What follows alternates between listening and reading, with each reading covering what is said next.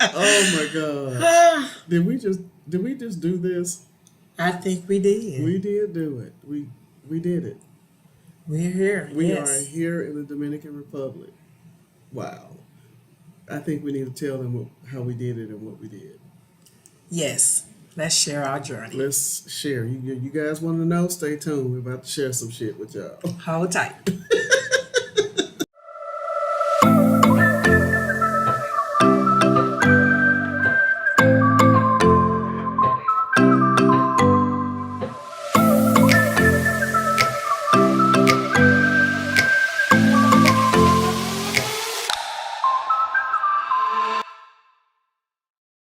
So, what happens after 20 years of being on a job and you feel like you're being pushed out? Or it's just time for retirement? Hi, my name is Tracy. And my name is Olivia, and let me share my story with you. I worked on a job for almost 20 years, and at that 20-year mark, the job started using words like, we're going to restructure. The company's going in a new direction. And for those of you who've been in corporate America for a long period of time, you know that's pig Latin for, we are about to push your ass out the door.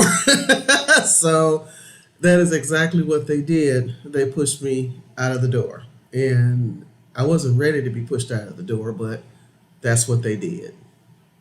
So, what do? Do we have options? Of course, we have options. So, Olivia and I both had come to terms and realized, hey, we have to make a shift. And what did that shift look like? Did we want to stay in the U.S.? And we came to terms and realized, let's look into moving to another country. Absolutely, because and if you'd like to share as well, the same thing pretty much happened to you, but you had the opportunity to make the decision. You want to share that? Absolutely. So, it was similar. 20 years on the job, loved the job, transferred from Memphis to Atlanta, and things changed within the company. And you can either get angry, but for myself, I was angry for a second, then I made the decision, you know what? I have to do something different.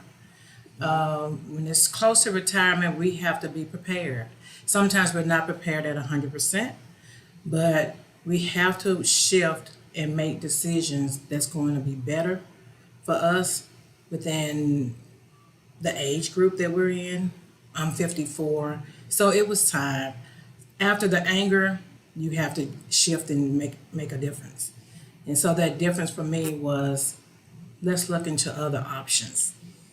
And she was absolutely correct. I had to get on the anger that I went through.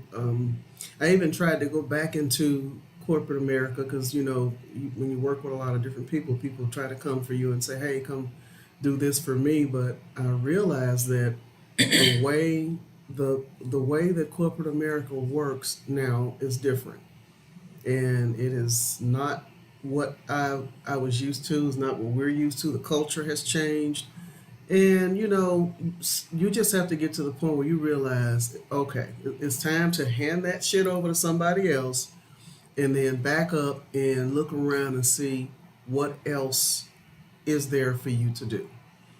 And so she came up with a brilliant idea to look around and see what our options were in regards to living somewhere else. Yes, and so that option, we started at home, which was in Atlanta, Georgia, and we started a small investment property with which went really well for like 2 years. But we also was trying to figure out like what else could there be because things were constantly going up and things were very, very expensive in Atlanta. And we want to be able to retire and not be able to still afford to travel, still afford to go out to dinner. We don't want to just not be able to afford to do the fun things that we're used to doing. So we started to look into moving to different countries. And we love the tropics, so we landed here on the north coast of the Dominican Republic. And it's absolutely beautiful here. It's not perfect, but it's affordable. And we knew once you go into retirement, we couldn't really afford to live in America and be able to afford the fun things that we love to do. So that's why we're here. Yeah, because as with everyone, you become accustomed to a certain type of lifestyle, and and you want to be able to continue to live that way after you retire.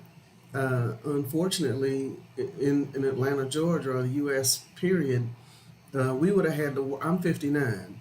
I would have had to work probably another 6 years before I could retire and live, if you want to call a certain type of living in the U.S. But it still would have been a little bit different from how we were used to living. Absolutely. So basically, we had to figure out a way to be able to enjoy things the way we were used to enjoying them without it without having to stay in the U.S. another 6 years. And I just don't believe that people should work until they're 65, till they are 65. I just don't believe we were put here to do that. Absolutely. I personally think that everybody in the United States should be allowed to retire at 50. Amen. You did the first half. The second half, you should be able to do whatever the hell you want. Absolutely. But anyway, I'm glad that I got over the anger. She got over what she went through, and we were able to sit back and just focus on what we needed to do in order to get here. And that's why we're here, to share our journey. And not only that, in hopes of, if any of you guys are thinking or trying to figure it out, and we're still figuring it out, but you have to plan. But if you have any type of consolation on what's next, or do you have options? You do have options. You do have options. We all have options. Yeah. You have to put together a really tight plan. Mm-hmm. You have to go and visit that country or Yeah. state. Or We wherever came you in wanna go. February and stayed for almost a month. Yes. We stayed Yeah. for about a month Mm-hmm. just to get the feel of it and see how things move. And we loved it. Yeah. And we were back earlier than we were expected to come back. Right. We had said we were going to come back in like February. She said that we were coming back in February of 23. 2023. When she said that inside my head, I was like, bullshit. Bullshit, we're going to come back in February. We out this bitch right now, And so And I'm glad I listened to it. I was like, what are we waiting for? Yes. What are we waiting for? What are we waiting for? So we just sat down and just figured it out, and we'll go ahead and share some of the things that we went through, like trying to get to this process. Selling a house wasn't a huge deal. It was during a time where selling was good. the market was still good. The market was good, but the thing that got me, it was emotional for me, was when I went in my closet and I started to get rid of clothing. I was so embarrassed and was standing in my closet asking God to forgive me for what I had done, because I stood in that closet. It was so much stuff in that closet. It was clothes in that closet with tags on it that I had never even worn, shoes, just all this stuff that you have all the stuff in your closet, but if you really think about it, you may wear the same 10 or 15 outfits because those are your go-to outfits. Absolutely. And so I'm standing in there and I'm going through all this stuff and just bags on top of bags on top of bags. I went through my closet first. She did. So bags on top of bags on top of bags of clothing. I donated them to a women's shelter. And then I went through the shoes and like bags of shoes. It was like, what in the hell is going on here? Why do I have all this stuff? And I was so embarrassed by it because I was hoarding stuff. It was ridiculous. And I don't think we look at it as hoarding. When you're back in America, we have these big homes with these big closets, and we work 50, 60 hours a week. And, you tell yourself, I make this money, I should be able to go out and get the things that I want. And there's nothing wrong with that. And I absolutely agree with that, but I also feel like I wish that we had thought about this process 5 years ago. Yeah. Because we would have planned even better. We would have saved way more money. Right. So just being prepared and just knowing that you have options Yeah. is what we want to get out for today, so Right. that you guys can understand you don't have to stay there. You don't have to stay there, and you don't have to be rich to leave. Absolutely. That's the thing that people Absolutely. people made comments about. They was like, "Oh, y'all rich?" No, Speak on no, we're not rich. We sat down, we figured out from our experience being here for that month of February. We made good use of that time. We met with realtors. We met with other people who lived here. We talked with the vloggers that vlog from here, and we sat down and we got a whole lot of information from these people, and we learned. And pay for the consultations to get that yes, help. pay for for the it. consultation to get that help. It's well worth the money. It It's is. well worth the money. So we got the information, and we came back and we sat down. And we were like, okay, this is how much money we can live off of once a month. We're not party people. Now, don't get me wrong. We go out and get our party on, but you have to pace yourself here, because You have to pace yourself. there's no week here. It's like no, it's not like Every day is a weekend. yeah, I mean, you can go down right now at 2:00 in the afternoon or 12:00 in the afternoon. The street is full of people getting towed up and getting lit up. So everybody's here, and they're living here, and they're retired and they're enjoying themselves. But so you don't have to be rich to live here. You just have to be patient and make a plan and be mindful of your spending and Stay on your budget. stay on your budget. Stick to your budget. Stick to your budget. And another good thing is we're somewhere where there are no fast food restaurants. Yes. Okay? None. Everything. We have when you- Puerto Plata, 30 minutes away. 30 minutes away, but where we are, 40 minutes with with the Dominican traffic. But where we are, we can't just run down to Krispy Kreme. We can't just run down to Burger King, Chick-fil-A. Chick-fil-A, our favorite. Our favorite, right? we can't just run down to that and get something to eat. And it has helped us because I've lost almost 15 pounds. We're losing weight and stuff. We exercise a little bit, but we're gonna step it up a little bit more, because if we're losing weight just eating the food here, and the food everything is organic. Yeah, it's just not the weight loss, which is Yeah. a good thing for both of us, but it's the cholesterol. Your cholesterol was always high back at home in the States, and since we've been here for the last 5 months, her cholesterol, the doctor has told her that it's low. It's low. And so she checks it every day, and it's average or it's low. And so that's a blessing in itself, just to be here and to be able to eat the organic food Yeah. that's not harming our bodies. That right there alone was enough for me to say, we're not going back. We're not going back. Nope. That alone. So that's where we are right now. We made the decision to do it. We've done it.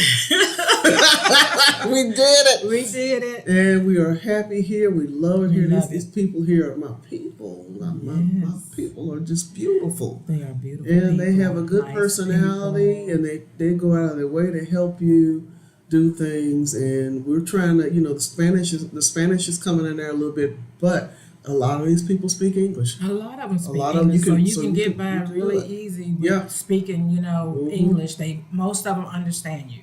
Yeah. And But so it is on our list to it's on learn. the list to learn it. And we're on the north coast. We're several hours away from Punta Cana. We're on the north coast where the locals live. Yes. And so, but there are grocery stores, nail salon. You can get your massage. You can, you can go get whatever it is that you need. If you want to go get Puerto Plata is a little bit more modern.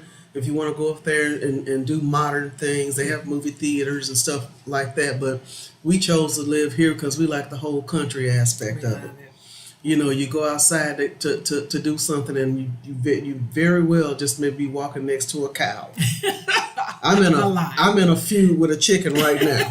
The chicken, the rooster. Me and this rooster, we're gonna go round and round. She fight with the rooster every day. Because he yells and screams all day long. I'm like, dude, there's a specific time I think that you're supposed to be doing that. And it's not in the morning. It is not. It's all day. This alarm is throughout the day. so it's just. But funny. I love it. Yeah, I do too. It's It's beautiful funny. just seeing the animals, Yes. roam around in the free. You know, it's a beautiful sight. And the beach is like right there, you Oh my know. God, There's the beaches yeah, here we are got so 3 beautiful. beaches that are close. So I mean, they're beautiful. literally like right there. We can Yes. go and enjoy the beaches and stuff Sosua like Beach, that. Cabarete Beach. And the Those Playa- are the areas that we're living And in. Playa Alicia. Playa Alicia is so beautiful. So we're in Sosua. Sosua is where Yes. we're living at right now. So so we just wanted to take a minute to just break the ice with you and share the fact that we came and we made a plan and stuff like that. We're gonna do another video, part 2 or maybe 3, to this to let you know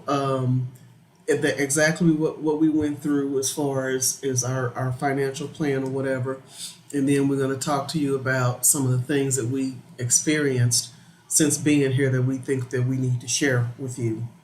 And so there. And please know, you have options. You have options. Please know, Yeah, you have options. Listen to yourself. Yes. You know, you're gonna have people in your ear saying stuff to you like, "Oh, crime, blah blah blah." We've been here 5 months and nobody has been murdered.